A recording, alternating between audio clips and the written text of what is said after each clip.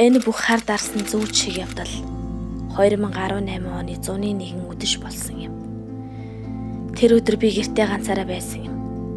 Гэртээ ганцаараа байсан тул уйдаад Instagram дээр хид хідэн стори орууллаа. Дэлгүүр орох ажилтай болоод би гэрээсээ гарахаар боллоо.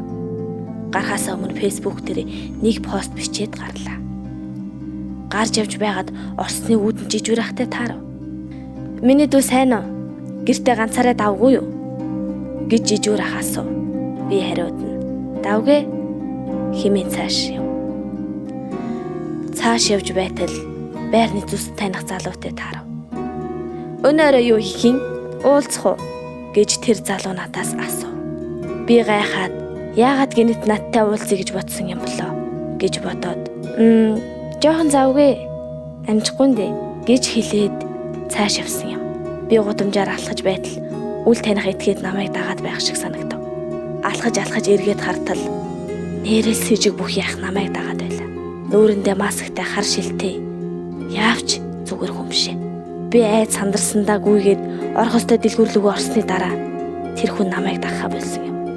Яа ашгүй дээ гэж бодоод дэлгүүр дотор явж байтал танихгүй дугаараас нэгэн дуудлага ирсэн юм.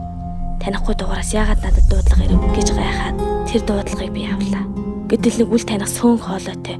Байна уу жавхаа юу? Гэхдээ тийм байна. Та өөрөө хэн бэ гэсэн чинь Бичний Facebook-ийн найз байна.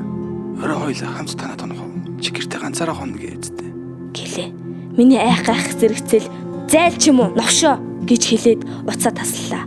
Яагаад өнөөдөр надад ийм олон зүйл тохиолдод байгааг би гэртээ хараад ухаарлаа. Энэ бүх үйл явдал миний бичсэн статусаас болсон гэдгийг би ойлгосон юм. Тиймээс тэрхүү статусаа устгахчаад байж байтал хамгийн аимшигтай нь манай гэрийн хонх дуурсан юм. Аа би яагаад вэ?